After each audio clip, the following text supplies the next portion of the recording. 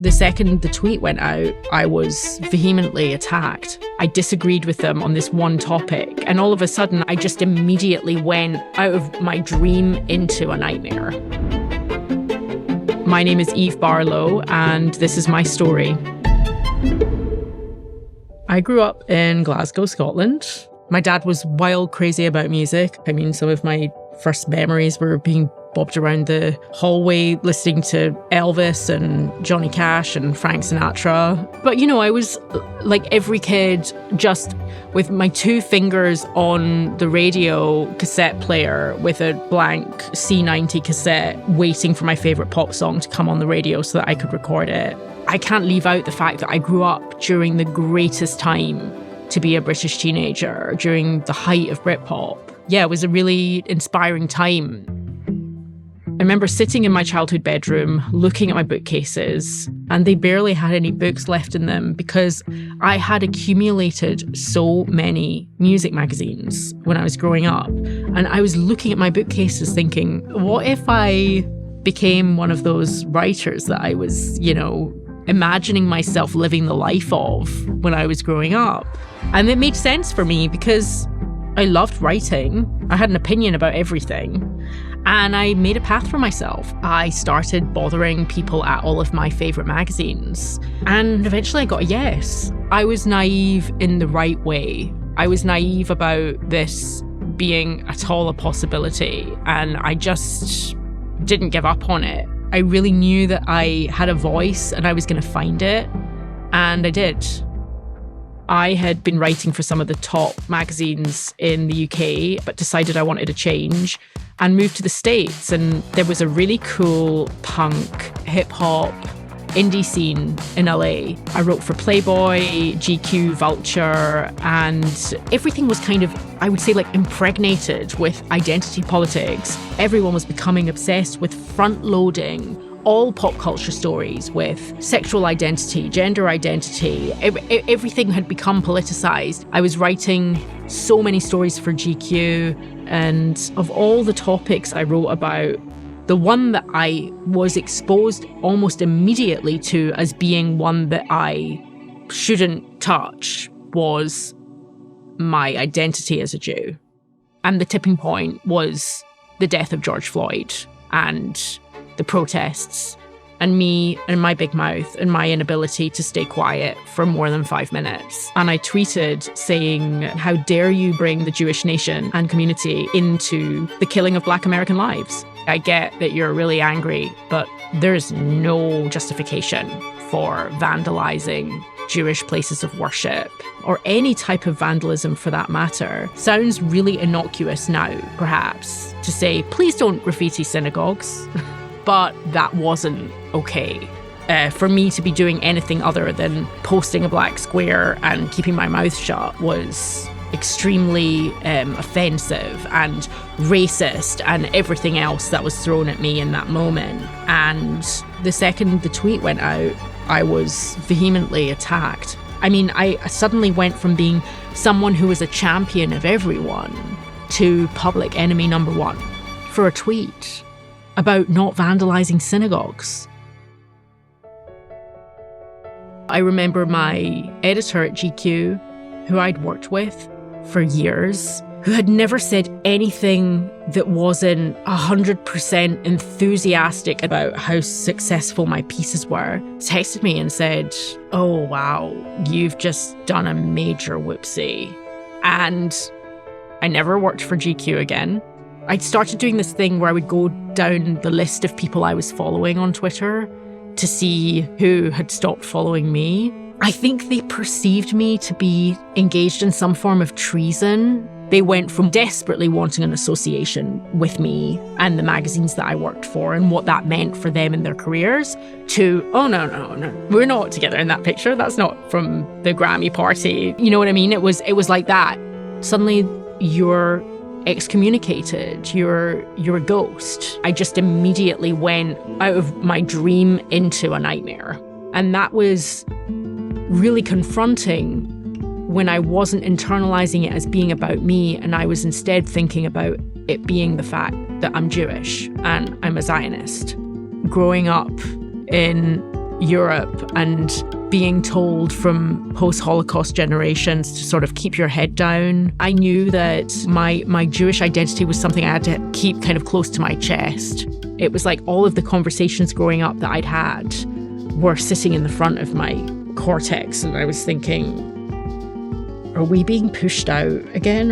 Is anti-Semitism, did it ever go away? I disagreed with them on this one topic, and all of a sudden I was like a stain on someone's history. There was just something essential to what I was doing. It mattered. I think that's what helped me in some way during the darkness, because it started to make what I had lost seem kind of frivolous. Like, it was really, really fun and I was having the time of my life. But if I'm going to be a writer and if I'm going to become a thinker, I'm not going to do that writing about the Arctic monkeys, you know? I'm going to be writing about why our society seems to be careening off the edge of common human decency right now. I went from caring about the latest album release to much bigger societal issues. I'd never have asked for this. I'd never planned it. I didn't want it. But I'm so grateful that it happened. Most people on the left who claim to be on the side of tolerance, I think it's all about the ego. How can you be a tolerant person if you're not prepared to have a conversation? There is a collective narcissistic disorder happening right now. And I was in the front row for that experience. I know it intimately that people don't have compassion, don't have empathy. And when they came after me, it left me politically homeless. I remember a couple of years ago, I think like one of the most popular things I published on Twitter was tweet like you've already been cancelled. And I think like that's kind of a mantra that I live by. Now is not the time to hold back on what you really think or what you actually want to say, because this has affected too many people. This kind of mass silencing and conforming to an identity, an identikit, a groupthink.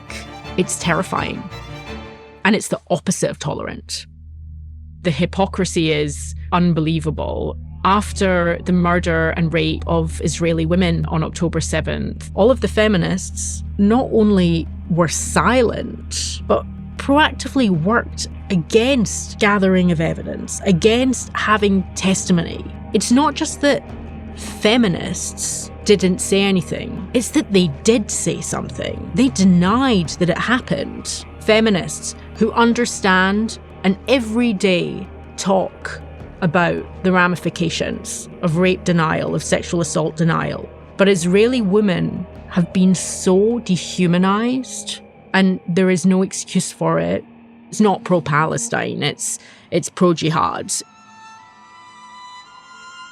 The reason for what's going on in Europe with a rising Muslim population, decades of growing immigration policies for the sake of promoting multiculturalism and promoting these ideas that sound very nice but don't work in principle. And we're finding that the elephant in the room that we're not allowed to talk about, or else we're Islamophobic or racist, is that Islam only wants to engage in the culture of the countries it comes from.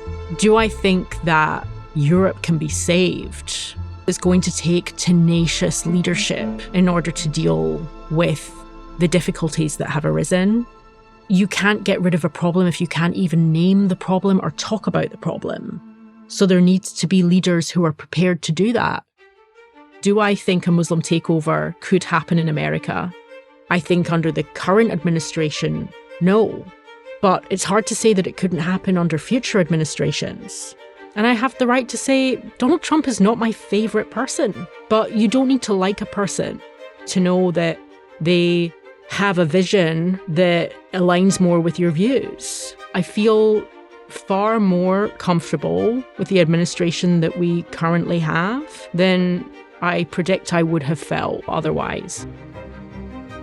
You have generations of people in the UK, in France, in Spain, in Italy, not only diminishing their sense of pride about what their countries have achieved, but being actively taught to focus on the shame around the crimes of their nations. There's an active protest against historical figures. Winston Churchill being the first example I can think off the top of my head, who's suddenly gone from becoming the man who saved the West to a racist pariah. Someone's entire story and the context in which they're understood can be totally flipped on its head. That's not progressive. I hope that America can learn lessons from Europe and understand where America has made mistakes. But don't poison a whole generation of American youth against themselves and make them feel guilty for the crimes of their ancestors, because that makes no sense. And it's not how you build a prosperous country. I wish that Europe had understood that, and I think that that's where the failing happened. What am I doing now?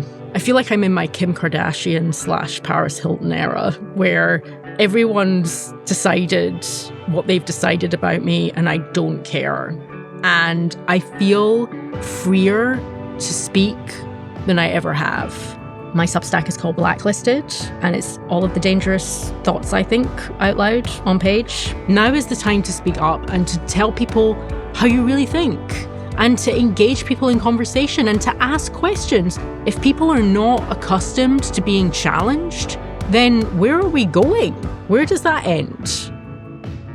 I reread Viktor Frankl's Man's Search for Meaning last summer when I was in a particularly difficult place. And what he writes about finding a purpose is everything. Purpose will keep you alive. Purpose will keep you motivated. And I feel like I have a purpose now where it's almost like what I was doing before was just cutting my teeth and getting experience so that I could really do what I'm doing now. And now I'm getting to the real work and the real meat of who I'm supposed to be in the world. Don't be afraid. Speak your mind. It's really not as scary as you think. Thank you for watching this video and listening to my story. And if you want to continue meeting people like me and hearing stories like this, please donate to PragerU.